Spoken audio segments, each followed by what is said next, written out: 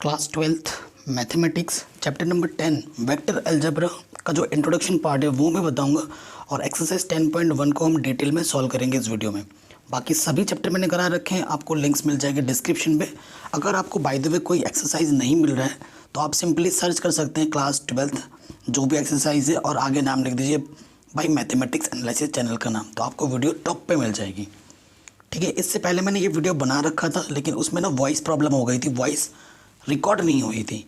ठीक है, आई थी बहुत ही धीमी धीमी, तो वो बच्चों को समझ में नहीं आ रहा था, तो मैंने सोचा क्यों ना रीशूट कर लिया जाए। तो वेक्टर अलजेब्रा का ये रीशूट वीडियो मैं आपको फिर से दे रहा हूँ और इस वीडियो में पहले सारा कॉन्सेप्ट सीखेंगे, क्योंकि मेरा मानना है और आपका भी मानना यही होना चाहिए कि कॉन्सेप्ट इज़ द किंग। ठीक है, तो पहले कॉन्सेप्ट पे फोकस करेंगे। तो सबसे पहले जो वर्ड है वेक्टर, वेक्टर का मतलब होता है सदिश हिंदी में, और अलजेब्रा का मतलब होता है बीजगणित। तो सबसे पहले हम जानते हैं भाई वेक्टर क्या होता है। और वेक्टर कोई नई चीज़ आप पढ़ नहीं रहे हो, इसे आपने क्लास 9-10 से पढ़ना ही शुरू कर दिया था। वेक्टर क्या होता है? ऐसी चीज़ जिसकी दो चीज़ पता होता है, एक तो वैल्यू पता हो उसकी, ठीक है, वैल्यू मतलब आंकिक मान, वैल्यू, और साथ ही साथ डायरेक्शन। ऐसी कोई भी चीज़ जिसकी वैल्यू भी पता हो और उसके डायरेक्शन भी पता हो तो उसे हम वेक्टर बोलेंगे। तो इन जनरल आप क्या बोलोगे? वेक्टर वो चीज़ है जिसका हमें वैल्यू भी पता होता है और उसकी डायरेक्शन भी पता होती है। जब दोनों चीज़ पता होती है तो उसे हम बोलते हैं वेक्टर। ठीक है, सदिश बोलते हैं हिंदी में वेक्टर को, इसे सदिश बोला जाता है। ठीक है, तो वैल्यू मतलब परिमाण, हिंदी में बोलते हैं इसको परिमाण। डायरेक्शन का मतलब होता है दिशा। ऐसी चीज़ जिसकी वैल्यू भी पता हो और डायरेक्शन दिशा भी पता हो तो उसे हम क्या बोलेंगे? वेक्टर बोलेंगे। ठीक है, जैसे मैंने ये लिखा, ये एक है ए बी, ठीक है, ये ए बी है। मैंने क्या बोल दिया कि ये इस डायरेक्शन में जा रहा है, ये इसकी डायरेक्शन है। ठीक है, और मैंने बोला कि ये यहाँ से लेकर यहाँ तक इस डायरेक्शन में गया, और डायरेक्शन मेरे को पता है, साथ ही साथ मैंने बोल दिया कि ये 5 मीटर का है, या फिर इस और वेक्टर को ना, जैसे ये ए बी है ना, तो ये वेक्टर हमें पता चल गया क्योंकि इसका डायरेक्शन भी पता है और इसके वैल्यू भी पता है। तो वेक्टर को हम इस साइन से प्रेजेंट करते हैं, एरो से। ठीक है, वेक्टर को हम किससे प्रेजेंट करते हैं? एरो से। तो ये जो ए बी है ना, ए बी एरो क्या प्रेजेंट कर रहा है कि ये वेक्टर है। ठीक है, आई बात समझ में? अब आ जाते हैं नेक्स्ट में मतलब आगे की चीज़ों में जाते हैं। वेक्टर के बारे में जान लिया हमने, वेक्टर का मतलब सीधा है वैल्यू एंड डायरेक्शन, दोनों चीज़ पता होगी तभी वेक्टर होगा, नहीं तो नहीं होगा। अब एक चीज़ मैं बताता हूँ, आपका एक फिगर बनाया मैंने एक समझाने के लिए। जैसे ये इसका इनिशियल पॉइंट था, इनिशियल पॉइंट को मैंने ओ बोल दिया और यहाँ पे आके रोक दिया मैंने इसको।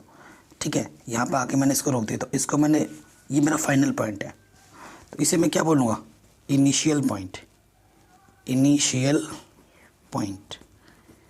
और ये यहाँ पर मैंने इसको रोका तो ये मेरा क्या है? Final point. ठीक है, ये सारी चीज़ें ना आपके एनसीईआरटी में भी है, तो मैं आपको एनसीईआरटी से भी दिखा देता हूँ, शायद अभी तो नहीं आ रहा है। ठीक है, लेकिन मैं अपनी तरफ से ही बता रहा हूँ, अभी आएगा तो मैं बताऊँगा। तो ये इनिशियल पॉइंट हुआ और ये फाइनल पॉइंट हुआ, और ये जो पूरा हुआ, ये जिस डायरेक्शन को मैं दिखा रहा हूँ कि इस डायरेक्शन में जा रहा है, तो ये जो ओपी हुआ, ये क्या हुआ? एक लाइन का टुकड़ा हुआ, मतलब ओपी हुआ। लाइन तो कितनी भी बड़ी हो सकती है, तो मैंने इसको फिक्स कर दिया, ये इनिशियल पॉइंट है, ये फाइनल पॉइंट है, तो ये चीज़ क्या हुई? ओपी हुई। ये चीज़ क्या हुई? ओपी, वेक्टर बन गया। ठीक है, तो ओ पॉइंट मेरा क्या होगा? Initial point. पी पॉइंट मेरा क्या होगा? Final point.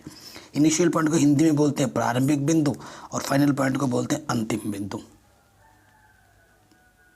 ठीक है, अब मैग्नीट्यूड क्या होते हैं? जैसे अभी आगे पढ़ोगे ना, सपोज करो कोई सपोज या लेट सपोज मेरे पास कोई वेक्टर है। जैसे कि सपोज करो एक वेक्टर मैंने ले लिया, लेट एक वेक्टर मेरे पास है, सपोज करो मैंने वेक्टर का नाम पी बोल दिया।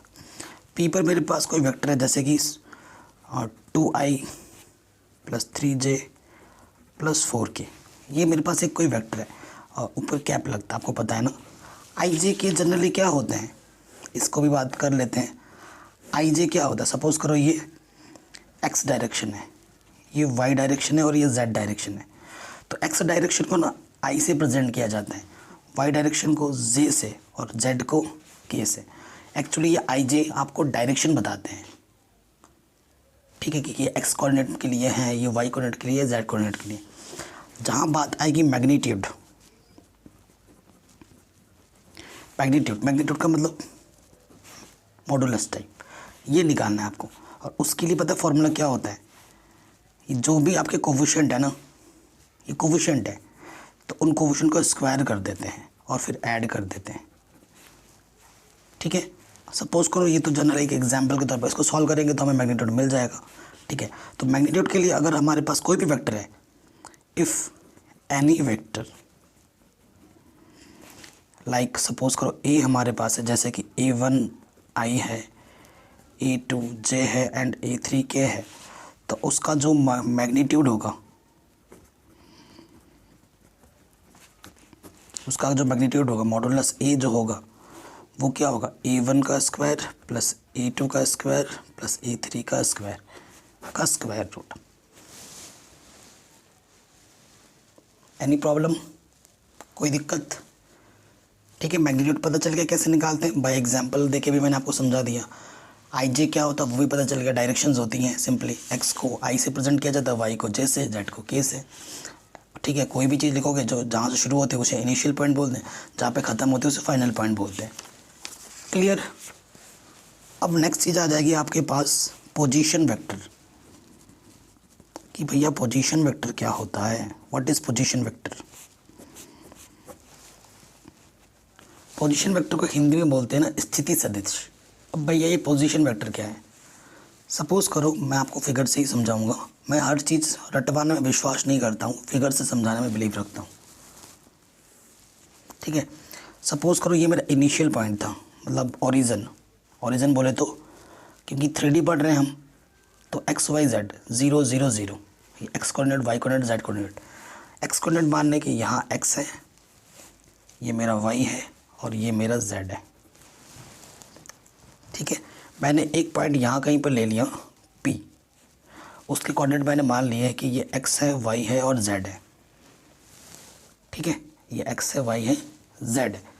तो मैं क्या करूँगा, इस इनिशियल पॉइंट को इस फाइनल पॉइंट से मीट करूँगा, और ये जो OP बना, ठीक है, इसे मैं R से प्रेजेंट करूँगा। ये जो R है वो क्या है, पोजीशन वेक्टर है इस P का,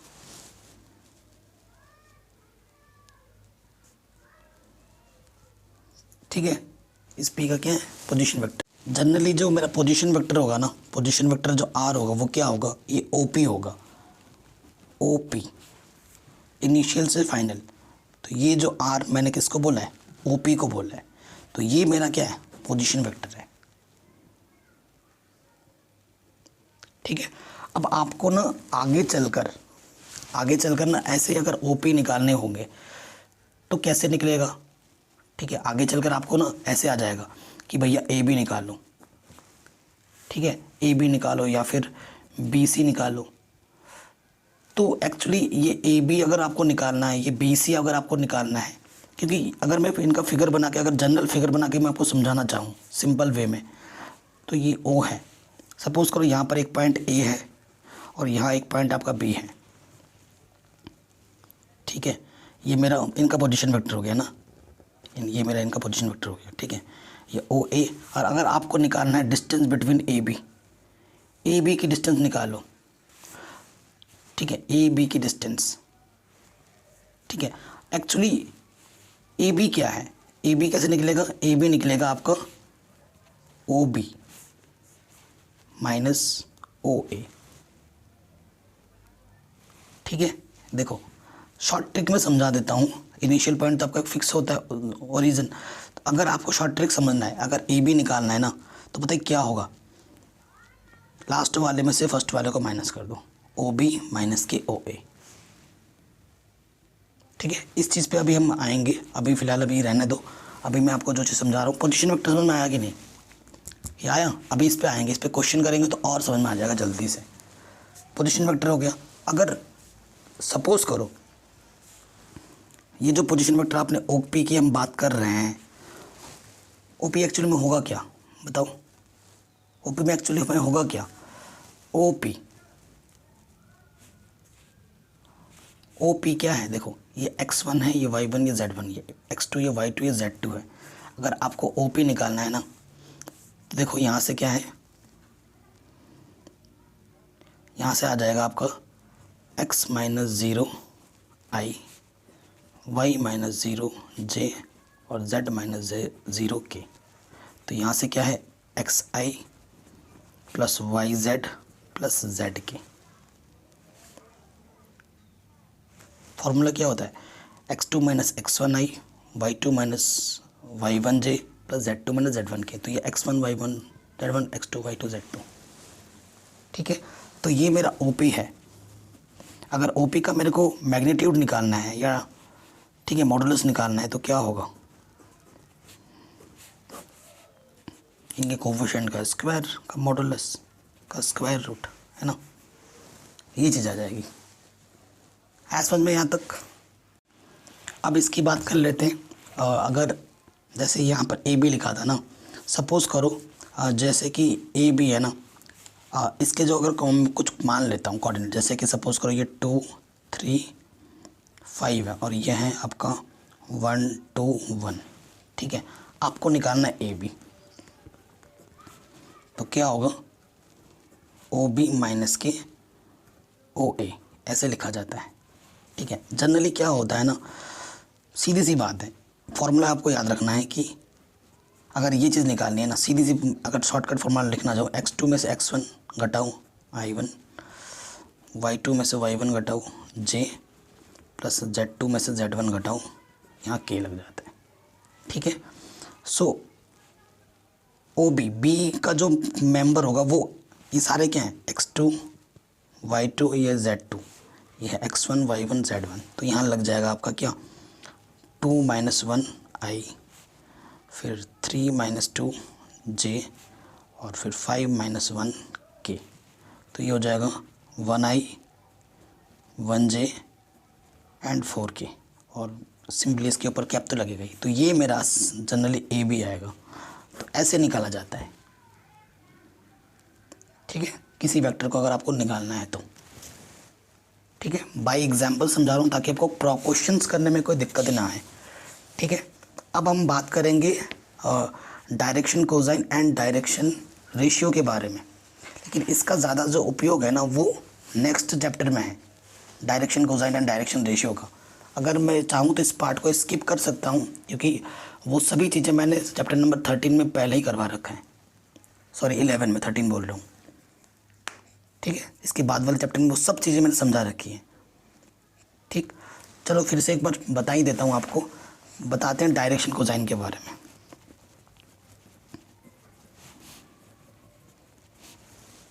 डायरेक्शन कोसाइंस के बारे में, डायरेक्शन रेशियो भी है, डायरेक्शन कोसाइन भी है, वो 11 चैप्टर में ज़्यादा यूज़ होगा। ठीक है, हमें तो इस चैप्टर में वेक्टर पे देखना है, तो ये रहने देते हैं यार, है ना। वो मैंने पहले ही ये सब दोनों टॉपिक ना चैप्टर नंबर 11 में ऑलरेडी डिस्कस किया हुआ है, इन दोनों टॉपिक्स को, और इनको हमें 11 में पढ़ना ही है, पढ़ना है। तो 11 तो पहले ही पढ़ा रखा हूँ मैं। आप इन दोनों टॉपिक को वहाँ पे जाके देख सकते हैं, सीख सकते हैं। ठीक है, क्लियर। अब हम नेक्स्ट जो टॉपिक पे आ रहे हैं, वेक्टर के बारे में पढ़ रहे हैं ना हम, टाइप्स ऑफ वेक्टर पे आ जाते हैं। टॉपिक हमारा क्या है? Types of vector. और जो भी जितने भी मैं टाइप्स बताऊंगा with the help of example बताऊंगा ताकि आपको आराम से समझ में आ जाए, किसी भी चीज़ के लिए कोई दिक्कत ना हो। जैसे पहला टाइप मेरा क्या है? Zero vector. ज़ीरो वेक्टर को दूसरा नाम हम बोल सकते हैं नल वेक्टर। आप इसे ज़ीरो वेक्टर बोलो, आप इसे नल वेक्टर बोलो, बात एक ही है। सपोज ज़ीरो वेक्टर को ना ज़ीरो ओ से प्रेजेंट करते हैं, ओ। इसका मतलब होता है सारे जो कोफिशिएंट होता है ना एक्स वाई जेड के, वो ज़ीरो होते हैं। 0i plus 0j plus 0k। तो इसे हम बोलते हैं नल वेक्टर या फिर ज़ीरो वेक्टर। आई होप इसमें कोई वर्ड लिखने की ज़रूरत नहीं है, बाय एग्जांपल से ही क्लियर हो गया।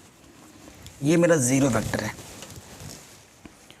अब मेरे को अगर नेक्स्ट जो निकालना होता है ना, वो निकालना होता है यूनिट वेक्टर। इस पे क्वेश्चन बहुत बनता है, ठीक है, यूनिट वेक्टर पे क्वेश्चन बहुत बनता है। भैया ये यूनिट वेक्टर क्या होता है? यूनिट, ठीक है, यूनिट नाम से ही पता चल रहा है, ऐसे वेक्टर जिनकी वैल्यू 1 आती है, ठीक है। मैं हिंदी में लिख दे रहा हूँ, ऐसे वेक्टर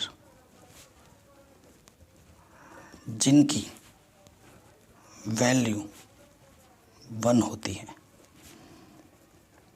उसे हम यूनिट वेक्टर बोलते हैं।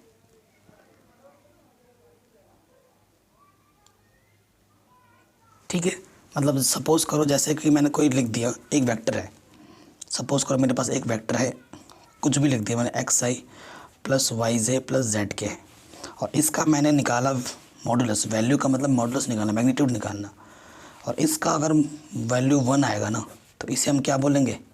ये कैसी है? यूनिट वेक्टर है।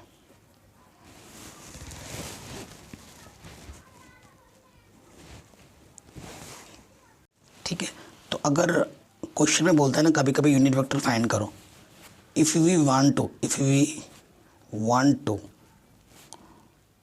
To find a unit vector, mathematical process क्या होगा उसका? किसी भी यूनिट वेक्टर को ना, जैसे ये ए का निकाल रहा था ना, तो ए का जो अगर यूनिट वेक्टर निकालना तो ए कैप से प्रेजेंट करते हैं, ठीक है। तो अगर इसका मेरे को निकालना यूनिट वेक्टर, तो ए कैप से प्रेजेंट करूँगा, और इसका फॉर्मूला होगा ये ए वेक्टर अपॉन इसका मॉडुलस, ठीक है। बहुत यूज़फुल फार्मूला है, ठीक है। तो अगर मेरे को क्वेश्चन में अगर यूनिट वेक्टर फाइंड करना है, ठीक है, यूनिट वेक्टर निकालो, तो क्या होगा?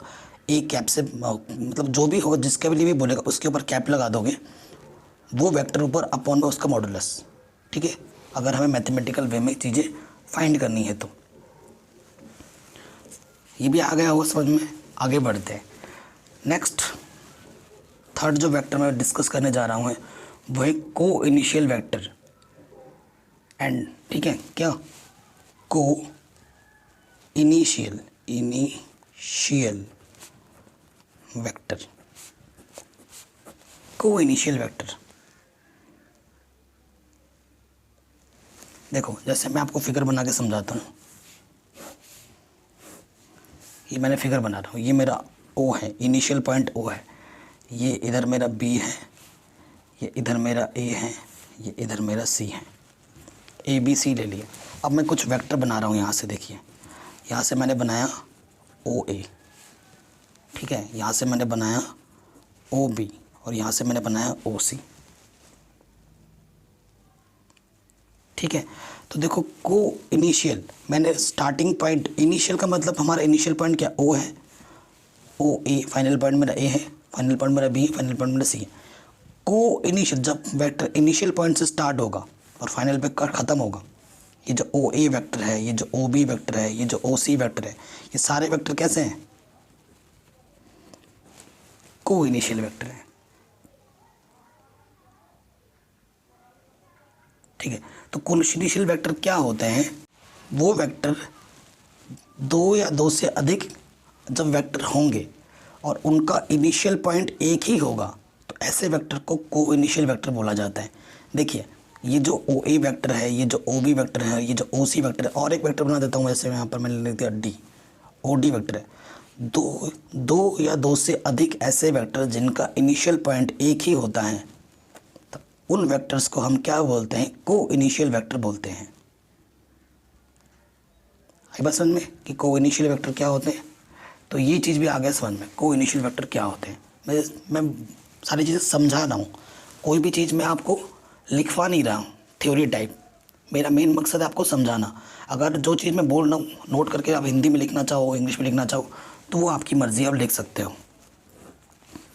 फोर्थ पॉइंट है आपका कोलिनियर वेक्टर।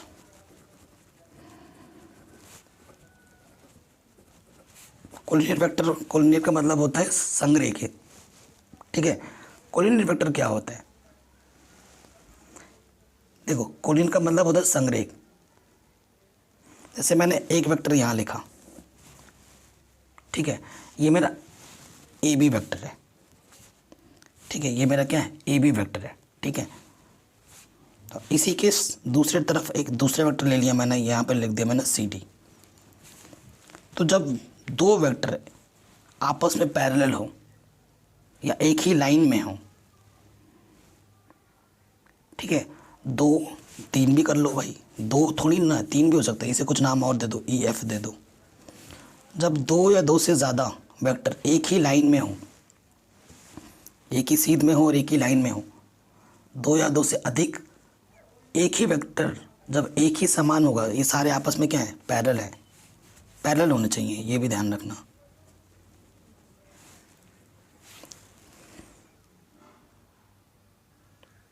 तो उसे क्या बोला जाएगा, कोलिनियर वेक्टर। जब दो या दो से ज़्यादा अभी कोई भी वेक्टर होगा वो आपस में क्या हो, पैरेलल हो, ठीक है, और एक ही सीध में हो, तो उसे हम क्या बोलेंगे, कोलिनियर वेक्टर। ठीक है, उसे हम क्या बोलते हैं, कोलिनियर वेक्टर। ज़रूरी नहीं है कि इनका डायरेक्शन एक ही तरफ हो, अगर एक डायरेक्शन इधर है तो मैं एक डायरेक्शन अगर इधर भी लिख दूंगा तो भी ये कोलिनियर वेक्टर है। शर्त यह है कि इनके बीच ये पैरेलल होना चाहिए, डायरेक्शन इस तरफ जाए या इस तरफ जाए उससे मतलब नहीं है, एक ही तरफ डायरेक्शन होगा उससे ज़रूरी नहीं है, डायरेक्शन किधर भी जा सकता है, इधर भी अपोजिट डायरेक्शन में भी हो सकता है, बट मेन कंडीशन क्या है कि वो आपस में पैरेलल होनी चाहिए। क्या होनी चाहिए, पैरेलल। तो उसे हम क्या बोलेंगे, कोलिनियर वेक्टर बोलेंगे। ठीक है, उसे हम क्या बोलेंगे, कोलिनियर वेक्टर।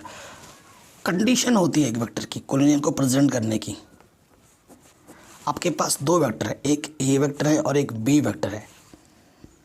ठीक है, आपके पास एक वेक्टर ए है और एक वेक्टर बी है। अगर आपको इसको दिखाना है कि ये दोनों वेक्टर आपस में कोलिनियर है मैथमेटिकल वे में, तो फिगर से मैं समझा रहा था, अगर आपके पास एक वेक्टर ए है और आपके पास दूसरा वेक्टर बी है, अगर किसी वेक्टर को किसी के मल्टीपल्स के फॉर्म में आप दिखा देते हो, चाहे वो नेगेटिव में हो चाहे वो पॉजिटिव में हो, तो भी वो दोनों वेक्टर आपस में क्या हो जाते हैं, कोलिनियर हो जाते हैं।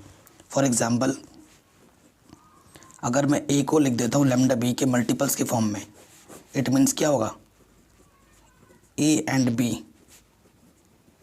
Both are collinear. मैं आपको एग्जांपल देता हूँ, नहीं तो आप समझोगे नहीं।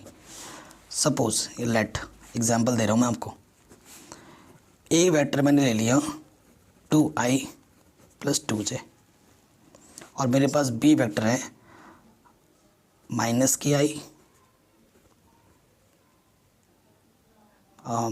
+ki +kj, ये मैंने ले लिया। तो देखो, सिंस ए मेरे पास क्या है, 2i 2j है, तो यहाँ से कॉमन क्या है, 2 है। ठीक है, सो ए वेक्टर है ये 2, ये किसके जगह पे लिख सकता हूँ मैं, इसके जगह पे मैं बी वेक्टर लिख सकता हूँ, लिख दिया। तो ए वेक्टर को मैंने, इसी वेक्टर को मैंने लिख दिया इस फॉर्म में, ए इंटू लैम्डा बी के फॉर्म में लिख दिया। मतलब किसी वेक्टर को, देखो ए वेक्टर से शुरू किया था, इसको मैंने बी वेक्टर के फॉर्म में समथिंग इंटू बी वेक्टर बना दिया, है ना। तो अगर किसी वेक्टर को किसी के मल्टीपल्स के फॉर्म में बना देते हो तो वो दोनों वेक्टर आपस में क्या होते हैं, कोलिनियर। तो यहाँ पर लैम्डा के वेयर लैम्डा = 2, यहाँ लैम्डा के प्लेस पर 2 है, तो यानी कि ए और बी आपस में क्या होंगे, कोलिनियर होंगे। ठीक है, मैं आपको क्वेश्चन जो बन सकते हैं एग्जाम में वो भी समझा दे रहा हूँ, ताकि आपको फ्यूचर में आगे के एक्सरसाइज में कोई भी दिक्कतें ना हो। ये भी आगे समझ में। अब हम आते हैं समान सदिश, बोले तो इक्वल वेक्टर्स में। इक्वल वेक्टर्स, इक्वल वेक्टर्स क्या होता है, व्हाट इज इक्वल वेक्टर। ठीक है, सपोज करो आपके पास एक वेक्टर ए है एंड दूसरा वेक्टर बी है, ये आपका फर्स्ट वेक्टर है, ये आपका सेकंड वेक्टर है।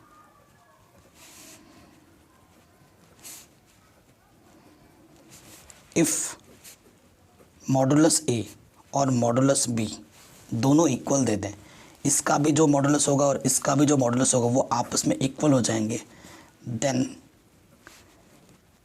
ए and B both are equal vectors. अगर दोनों वेक्टर्स का मॉडुलस सेम आता है तो सीधी सी बात है, मॉडुलस का मतलब मैग्नीट्यूड सेम आता है तो वो वेक्टर्स क्या होंगे, इक्वल वेक्टर्स होंगे। ठीक है, और एक कंडीशन भी है, उनकी डायरेक्शन भी सेम होनी चाहिए, उनकी डायरेक्शन भी सेम होनी चाहिए। तो इक्वल वेक्टर्स के लिए दो कंडीशन है, एक तो मैग्नीट्यूड सेम होना चाहिए, मैग्नीट्यूड विल बी सेम। ठीक है, पहली कंडीशन ये है, डायरेक्शन ऑल्सो सेम। सपोज करो एक वेक्टर मेरा ये है, दूसरा वेक्टर ये है, ये मेरा वेक्टर ए है, ये मेरा वेक्टर बी है।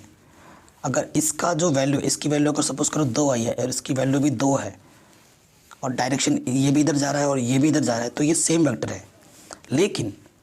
लेकिन अगर सपोज करो ठीक है, इसकी डायरेक्शन इधर है, इसकी डायरेक्शन इधर है, ये मेरे को 2 दे रहा है, वैसे तो आएगा नहीं, ऐसे क्वेश्चन बनते ही नहीं अगर मॉडुलस, और ये मेरा बी है, इसका मॉडुलस कुछ 2 आ रहा है, समान ले लिया, लेकिन डायरेक्शन अपोजिट है, तो भैया ये नहीं होगा इक्वल वेक्टर्स। इक्वल वेक्टर्स की कंडीशन क्या है कि मॉडुलस भी सेम होने चाहिए और डायरेक्शन भी सेम होने चाहिए। अगर ये इस तरफ जा रहा है तो उसको भी उसी तरफ जाना होगा, अगर एक दूसरे के अपोजिट जाएंगे तो वो इक्वल वेक्टर्स होगा ही नहीं है, वो तो क्या हो जाएगा, नेगेटिव वेक्टर्स। नेक्स्ट टॉपिक हमारा वही है, नेगेटिव वेक्टर्स का।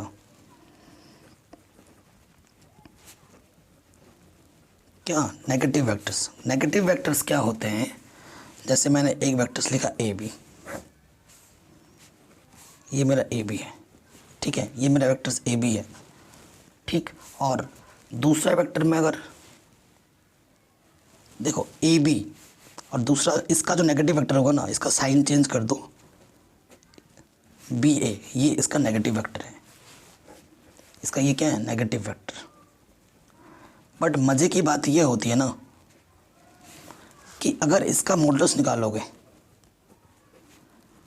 और इसका भी अगर मॉडुलस निकालोगे, सॉरी यहाँ बी आएगा, वो दोनों सेम आएंगे, इसका मॉडुलस भी उतना ही आएगा और इसका मॉडुलस भी उतना ही आएगा, क्योंकि नेगेटिव का पॉजिटिव हो जाता है मॉडुलस, आपको पता ही है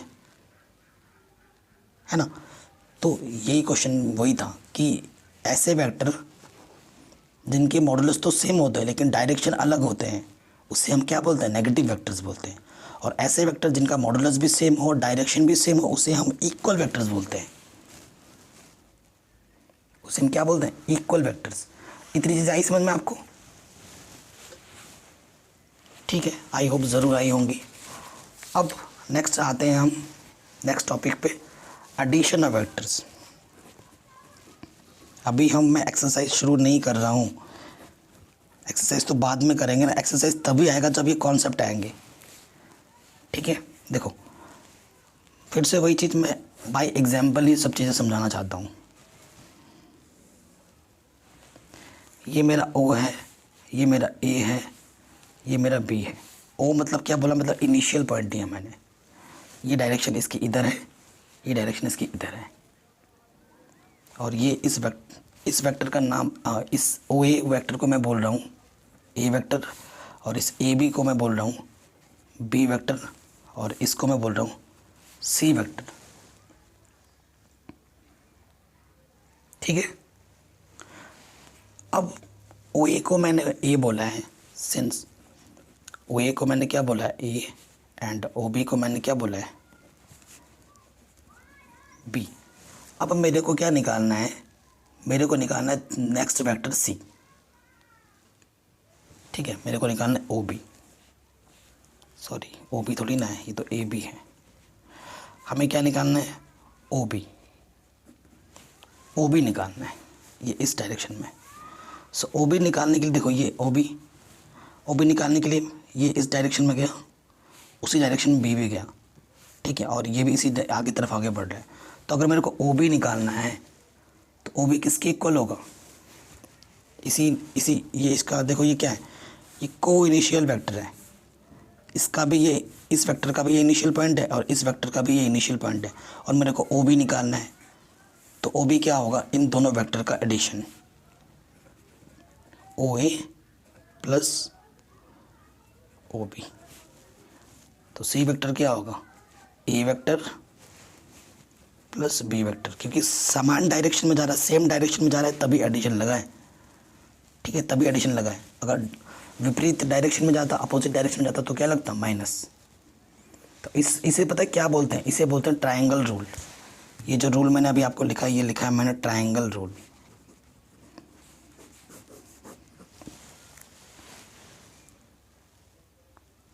ठीक है, आया समझ में, ये मेरा क्या हो गया, ट्रायंगल रूल। आई होप ये भी चीज़ आपको समझ में आई होंगी। मैं एक चीज़ मैं आपको एग्जांपल देके समझाता हूँ, क्योंकि एडिशन ऑफ वेक्टर्स है। ठीक है, न्यूमेरिकल वैल्यू लेके करते हैं ना। जैसे कि सपोज करो एक वेक्टर मैंने ले लिया ए, जो कि है 2i + 3j + 4k, और एक वेक्टर मेरा बी है जो कि है मेरे पास सिर्फ i और ये है सिर्फ j और -k। ठीक है, मेरे को a + b करना है वेक्टर। तो सिंपली क्या है, i वाला कंपोनेंट i के साथ जोड़ दो, i कॉमन ले लो, इसका कोफिशिएंट 2 है, इसका कोफिशिएंट 1 है, 2 + 1। फिर j ले लो, इसका कोफिशिएंट 3 है, इसका कोफिशिएंट 1 है, जुड़ गया। फिर k ले लो, इसका कोफिशिएंट 4 है, इसका कोफिशिएंट -1 है। तो ये क्या हो जाएगा, 3i 4j and +k 3k। ये हो गया एडिशन। सिंपली ऐसे ही सब्ट्रैक्शन होता है, हाँ, subtraction of vector, subtraction of vector. ये क्लास 11th में आपने फिजिक्स में पढ़ा होगा ये सब। ठीक है, ये सब पता। अगर सपोज करो a - b वेक्टर मेरे को निकालना होता, तो जहाँ प्लस किया वहाँ माइनस कर देता मैं ओनली, तो 2 - 1 हो जाता, j कॉमन लेके 3 - 1 हो जाता, जहाँ प्लस किया वहाँ माइनस कर दे रहा हूँ मैं। 4 तो माइनस करता, कोफिशिएंट माइनस के 1 है, माइनस क्या कर देता इसको प्लस। तो ये 1i 2j और ये 5k हो जाता। तो एडिशन और ये सब चीज़ें तो आपको समझ में आ गई। ठीक है, आगे बढ़ते हैं। वो जो एक लॉ, अच्छा ट्रायंगल लॉ था ना, एक लॉ और है। ठीक है, वो है पैरेललोग्राम लॉ ऑफ एडिशन। ठीक है, पैरेललोग्राम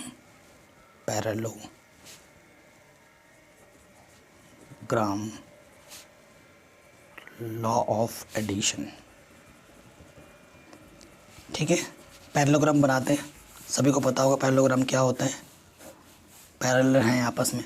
ठीक है, तो ये मैंने बोल दिया, ये मेरा O है, ये मेरा A है। ठीक है, कुछ भी नाम दे सकते हैं, ये मेरा B है, ये मेरा C है, सुविधा के लिए। OA वेक्टर, ये OB वेक्टर ना, इसलिए मैंने ऐसे लिखा इसको। अब इसका ये डायगोनल मैंने ले लिया। ठीक है, और ये इसका इनिशियल वेक्टर है, ये इधर जा रहा है, ये इधर जा रहा है और ये इधर जा रहा है। इस वेक्टर को मैंने नाम दिया A, इस वेक्टर को नाम दिया मैंने V। और मुझे अगर OC निकालना है, यही पैरेललोग्राम लॉ है। पैरेललोग्राम लॉ क्या कहती है, देखो ये OA क्या है, को इनिशियल वेक्टर है, OB और OA आपस में को इनिशियल वेक्टर है, क्योंकि ये भी O से स्टार्ट हो रहा है ये वेक्टर, और ये भी इसका इनिशियल पॉइंट है। ठीक है, अब देखो ये वेक्टर, ये अगर OC हमें निकालना है, OC भी इसी O से स्टार्ट हो रहा है, और इसकी डायरेक्शन भी इधर ऊपर जा रही है, इसकी डायरेक्शन भी इधर जा रही है, इसकी डायरेक्शन भी इधर जा रही है। अगर मेरे को OC निकालना है, OC इन दोनों वेक्टर के साथ अटैच है, इनका कॉमन इनिशियल पॉइंट O है। तो अगर ये वेक्टर निकालना है, ये सेम डायरेक्शन में जा रहे हैं, सेम डायरेक्शन में जाने पर एडिशन होता है। तो अगर ये वेक्टर मेरे को निकालना है, तो ये क्या होगा, A + B वेक्टर। तो ये जो रूल है, इसे हम क्या बोलते हैं, पैरेललोग्राम लॉ ऑफ एडिशन। ठीक है, ये चीज़ भी आगे कुछ प्रॉपर्टीज़ मेरे को और डिस्कस करनी है, कुछ प्रॉपर्टीज़ में डिस्कस करना चाहूँगा। जैसे कि पहला प्रॉपर्टीज़ है, अगर आपके पास दो वेक्टर है A + B, किसके इक्वल होता है, B + A के। सीधी सी बात है। ठीक है, इसे बोलते हैं हम कम्यूटेटिव लॉ फॉर एडिशन। ठीक है, और दूसरा जो मैं बता रहा हूँ वो है एसोसिएटिविटी। ये क्या है, कम्यूटेटिविटी फॉर एडिशन। ठीक है, कम्यूटेटिविटी फॉर एडिशन का रूल है ये। आगे मैं डिस्कस करता हूँ जो रूल, वो देख लीजिए। जैसे कि A + B vector + C vector किसके इक्वल लिख सकते हैं, A + B vector + C vector. ये चीज़ें भी आपस में इक्वल होती हैं, इसे हम बोलते हैं एसोसिएटिविटी। कुछ जनरल रूल हैं, इनको हमें पता होना चाहिए। और एक रूल क्या है, अगर किसी स्केलर से किसी वेक्टर में अगर मल्टीप्लाई करोगे, ठीक है, तो सिंपल, जैसे सपोज करो लैम्डा मैंने ले लिया 2 और एक मेरे पास वेक्टर है 2i प्लस 1j माइनस के 4k, तो 2 से सब मल्टीप्लाई हो जाएगा, 2 2 4i 2j 8k। ये जनरल किसी स्केलर से किसी वेक्टर पे मल्टीप्लाई, तो सारे कोफिशिएंट के साथ मल्टीप्लाई हो जाती है, ठीक है। अगर मेरे को फोर्थ, देखो इसी चीज़ का अगर मेरे को मॉडुलस निकालना है, ठीक है, इसी चीज़ का मेरे को क्या निकालना है, मॉडुलस, तो लैम्डा बाहर आ जाएगा, उस वेक्टर का मॉडुलस होगा ओनली। ये नेक्स्ट प्रॉपर्टी है, ठीक है, आया समझ में। तो ये चीज़ें बेसिक चीज़ें जो कि आपको पता ही होंगी। और एक टॉपिक पहले ही मैं डिस्कस कर चुका हूँ, ठीक है, एक टॉपिक पहले डिस्कस कर चुका हूँ। वो क्या है कि जो दो वेक्टर होते हैं, है ना, ये इनिशियल वेक्टर ओ है, ये मेरा ए है, ये मेरा बी है। अगर मेरे को दो वेक्टर ए बी पता करना होता, है ना, वो पहले ही मैं बता चुका हूँ। अगर ए बी वेक्टर मेरे को निकालना है तो मेरे को क्या करना है, ओ बी में से ओ ए माइनस करना है, ये पहले ही बता चुका हूँ। क्लियर, इतनी चीज़ें आ गई समझ में। लास्ट नॉट द लीस्ट, इस पे आ जाते हैं। एक सेक्शन फार्मूला है, इस पे भी क्वेश्चन आएगा आपको। सेक्शन फार्मूला आप क्लास 10th से सीखते आ रहे हो, ठीक है, सेक्शन फार्मूला आप क्लास 10th से सीखते आ रहे हो। इसमें आपको दो टाइप के क्वेश्चन मिलेंगे, एक इंटरनली वाला, एक एक्सटर्नली वाला, ठीक है, उसके भी देख लेते हैं। तो ये जो सेक्शन फार्मूला है ना, ये सेक्शन फार्मूला आपका 10.2 के बाद आएगा, तो इसे शायद हम बाद में डिस्कस करें तो सही रहेगा ना। अब 10.1 क्वेश्चन कर लेते हैं, वैसे टफ तो है नहीं, ठीक है। अगर इंटरनली करता है तो फार्मूला प्लस का बनता है और ये फार्मूला, ठीक है, और अगर एक्सटर्नली करता है तो माइनस का बन जाता है, दैट्स इट। ये थोड़ा सा चेंज है।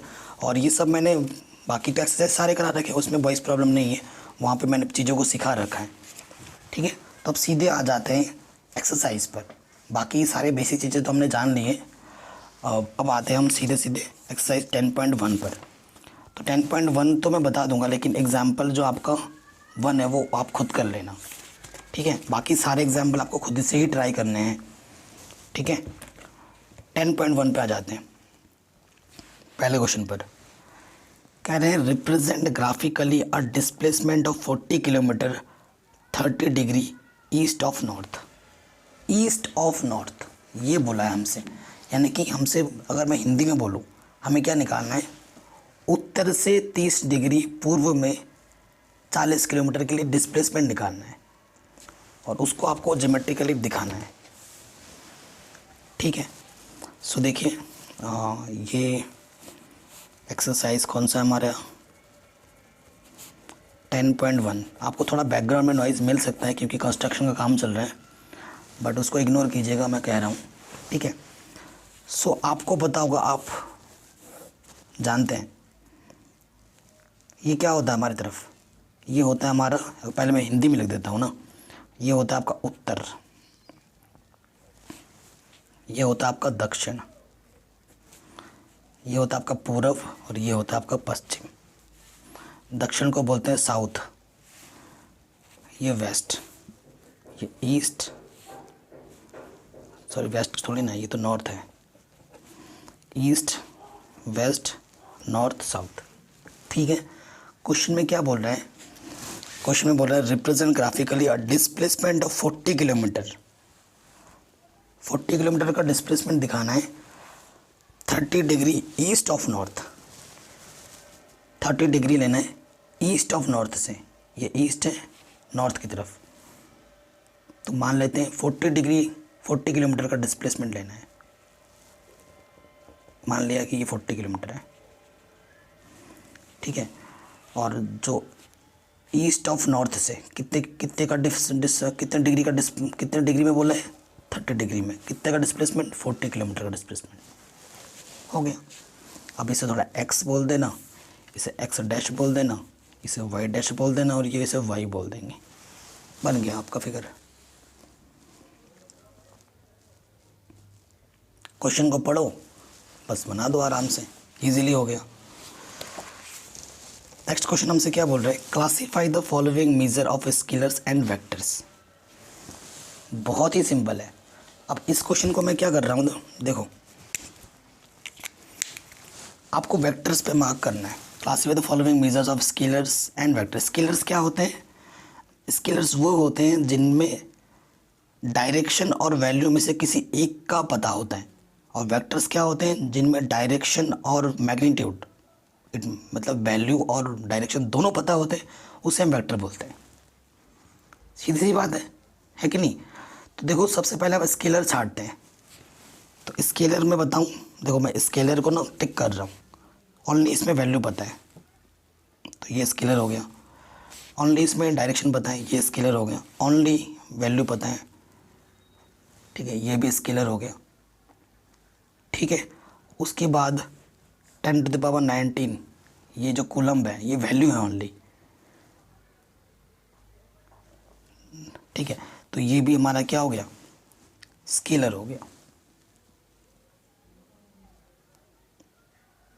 ठीक है, अब आप कहोगे सर इसको स्केलर क्यों नहीं बोल रहे हो, 20 मीटर पर सेकंड, मीटर प्रति सेकंड स्क्वायर किसका होता है, एक्सेलरेशन का। ठीक है, वहाँ पर हमें डायरेक्शन भी पता होती है, वेग भी पता होता है। ठीक है, अब ये देखो, ये मेरा स्टार करूँगा, जो मेरे वेक्टर्स हैं उन पर मैं स्टार लगाऊंगा। वैल्यू तो पता है 2 meter north east north west, direction भी बोल रहा है, वैल्यू भी 2 मीटर वैल्यू है, नॉर्थ वेस्ट डायरेक्शन है, तो ये मेरा क्या हो गया, वेक्टर। ठीक है, और ये भी मेरा वेक्टर है, क्योंकि मीटर पर सेकंड स्क्वायर क्या होता है, एक्सीलरेशन, और एक्सीलरेशन क्या है, त्वरण, वेक्टर होता है। ठीक है, डायरेक्शन के साथ साथ हमें वैल्यू भी पता है। इतना इजी था ये। नेक्स्ट थर्ड में भी हमके यही पूछ रहा है हमसे, classify the following as scalar and vector quantities. कौन सा स्केलर है और कौन सा वेक्टर है वो आपको बताना है। सो देखो वही चीज़, स्केलर्स क्या होते हैं, स्केलर को मैं फिर से टिक से प्रेजेंट करूँगा और वेक्टर को स्टार से। सबसे पहले हम बात करते हैं स्केलर। स्केलर में जिसमें सिर्फ एक चीज़ का पता होता है, ठीक है, या तो वैल्यू पता होगी या फिर हमें डायरेक्शन पता होगा। यहाँ पर टाइम पीरियड, एक ही चीज़ पता है, कितना टाइम लगा। ठीक है, तो मतलब वैल्यू पता है, डायरेक्शन नहीं पता है, तो ये मेरा क्या हो गया, ये मेरा हो गया स्केलर। फिर सेकंड पे आ जाओ, डिस्टेंस पता है सिर्फ ओनली, डिस्टेंस मतलब सिर्फ वैल्यू पता, डायरेक्शन नहीं पता है इसमें, तो ये भी मेरा क्या हो गया, स्केलर। फिर आ जाओ फोर्स, थर्ड वाले पे। फोर्स मेरा क्या है, फोर्स को देखो, अगर मैं किसी दीवार पे धक्का दे रहा हूँ तो मुझे डायरेक्शन का तो पता चल गया। फोर्स में हमें डायरेक्शन का पता लग चलता है, किस तरफ फेंकना है पत्थर। ठीक है, फोर्स कितना लगा वो पता है। तो फोर्स जो है ना वो आपका क्या है, वेक्टर क्वांटिटीज़ है। फिर आ जाओ वेलोसिटी।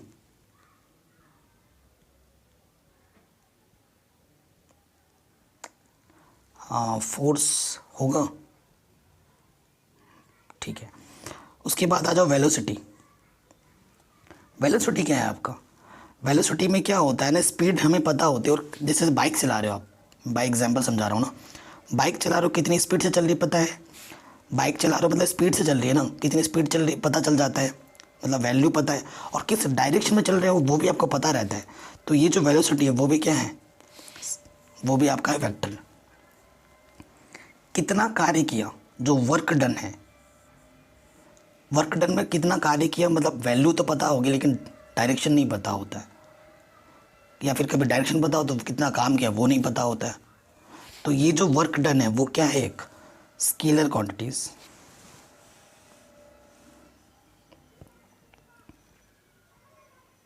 ठीक है, आया समझ में। अब नेक्स्ट क्वेश्चन में क्या बोला, इन फिगर 10.6, ये जो फिगर है, आइडेंटिटी द फॉलोइंग वेक्टर्स। हमें बताना है कि कौन सा कोइनिशियल है, कौन सा इक्वल है, कौन सा कोलिनियर है बट नॉट इक्वल है। ठीक है, तो मैं फिगर बना लेता हूँ और आपको बाय एक्सप्लेनेशन समझाता हूँ। ये ए है, ये बी वेक्टर है। वेक्टर जैसे ही बोलोगे उसके ऊपर ऐसे लाइन ज़रूर बनाना, ठीक है। तो पहले वाले पे आ जाते हैं, मैं मार्क लिख लेता हूँ पहले। को इनिशियल कौन कौन आएंगे वो बताऊँगा। फिर सेकंड पे लिखना है आपको इक्वल कौन कौन से हैं, और फिर आपको लिखना है थर्ड में कोलिनियर तो है बट नॉट इक्वल, ठीक है। को इनिशियल जो एक ही जगह से स्टार्ट करते हो, ठीक है। को इनिशियल, तो देखिए को इनिशियल क्या है, नाम दे दो, ये ए है, ये बी है, ये सी है, ये डी है, एक ही जगह से स्टार्ट कर रहे हैं, ठीक है। तो को इनिशियल क्या है, डायरेक्शन भी देखो, इसका इधर है और इसका इधर है, ठीक है, और इसका इधर है और इसका इधर है। तो को इनिशियल क्या होता है, जहाँ से स्टार्ट करता हूँ और दोनों एक ही दिशा में जा रहे होते हैं, एक ही डायरेक्शन में। तो को इनिशियल वेक्टर मेरे क्या होंगे, ए वेक्टर और डी वेक्टर, कोई दिक्कत नहीं है। फिर बोल रहे इक्वल वेक्टर कौन कौन से हैं। इक्वल वेक्टर क्या होते हैं, जिनकी डायरेक्शन एक हो, जिनकी डायरेक्शन भी एक हो और वैल्यू भी एक हो। तो देखो ये इसके इक्वल होगा क्योंकि इन दोनों की डायरेक्शन एक है और सेम चीज़ है, ठीक है ना, सेम चीज़ है। क्योंकि स्क्वायर है, स्क्वायर में जो आपको पता है इसकी और इसकी चीज़ लेंथ सेम होगी, तो आइडिया लग गया कि इसकी जो वैल्यू होगी, इसकी जो वैल्यू मतलब मैग्नीट्यूड सेम होगा और डायरेक्शन भी सेम है, वैल्यू भी सेम है, डायरेक्शन भी सेम है, यानी कि जो डी वेक्टर है और जो बी वेक्टर है वो इक्वल होंगे क्योंकि वैल्यू और मैग्नीट्यूड सेम है। फिर बोल रहा है कोलिनियर हो बट नॉट इक्वल हो। देखो कोलिनियर क्या होता है, ऐसा वेक्टर जो जिनका मॉडुलस सेम हो, इस वेक्टर और इस वेक्टर का मॉडुलस सेम है क्योंकि ये स्क्वायर है, हिंट क्योंकि ये क्या है, स्क्वायर है, बट नॉट इक्वल, बट ये इक्वल नहीं है। क्यों इक्वल नहीं, क्योंकि इसकी डायरेक्शन इस तरफ है और इसकी डायरेक्शन इस तरफ है। डायरेक्शन चेंज होने की वजह से ये इक्वल नहीं है, बट ये आपस में क्या है, पैरेलल है ना। पैरेलल होने की वजह से ये क्या है, कोलिनियर है। तो कोलिनियर कौन कौन से वेक्टर हो जाएंगे, ए और सी, ठीक है। ये भी कोलिनियर हैं बट ये इक्वल वेक्टर्स हैं। इसमें क्या बोला है, कोलिनियर बताओ लेकिन वो इक्वल ना हो, तो ए और सी हो गया, बड़ा आराम से, एकदम आराम से हो गया। नेक्स्ट पांचवा लास्ट क्वेश्चन हमसे क्या बोल रहा है, answer the following as true और फॉल्स। ट्रू और फॉल्स में बताना है आपको। एक वेक्टर ए है और एक वेक्टर माइनस का ए है, आर कोलिनियर। क्या ये ट्रू है या फॉल्स है, बिल्कुल ट्रू है क्योंकि देखो एक वेक्टर ए है, मैंने बोला एक वेक्टर ए है और एक वेक्टर माइनस का ए है। तो देखो इस -1 इंटू ए लिख सकता हूँ मैं, माइनस ए क्या है, लैम्डा ए है, ठीक है। तो इस वेक्टर को मैंने समथिंग इंटू फॉर्म के फॉर्म में लिख दिया ना, तो ये क्या हो जाएगा, कोलिनियर होगा, ठीक है। सो ये यस ट्रू। नेक्स्ट क्या बोला, two collinear vectors are always equal in magnitude.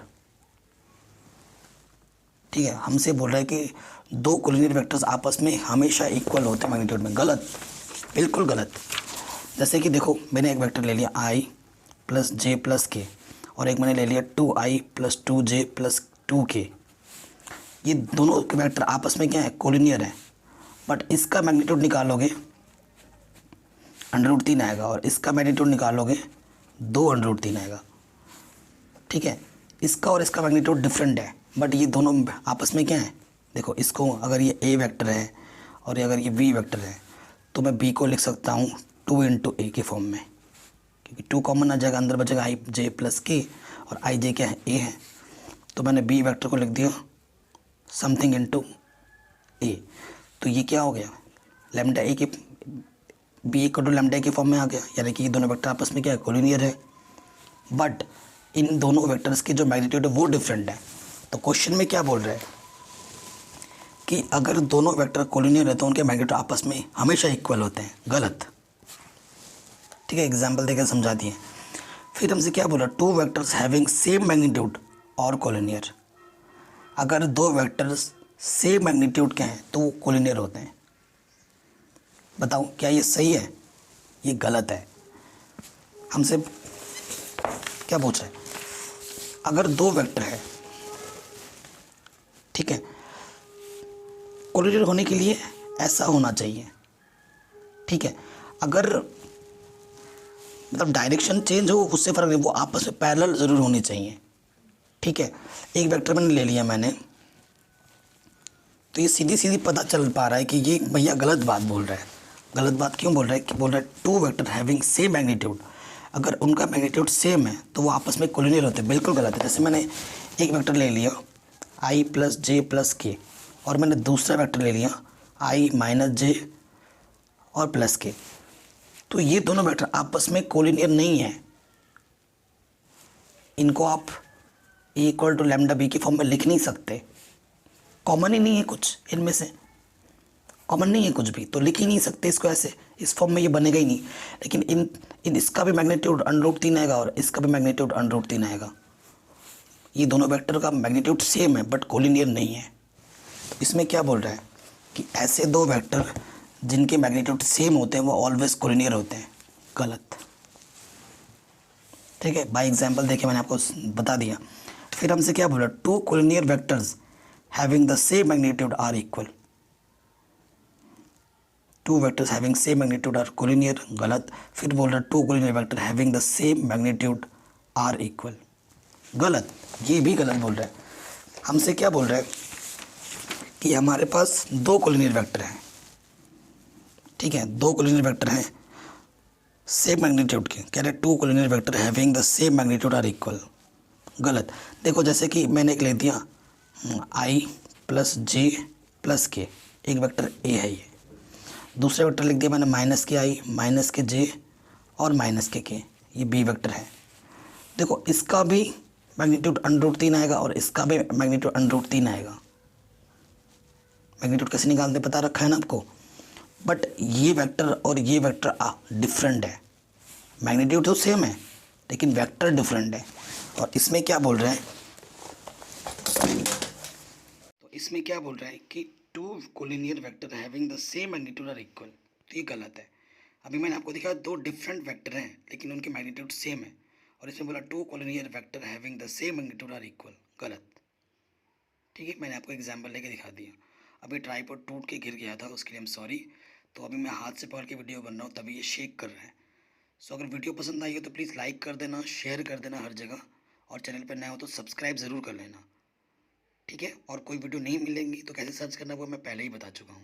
Description playlist video list को ज़रूर चेक करें। Thanks for watching. जय हिंद।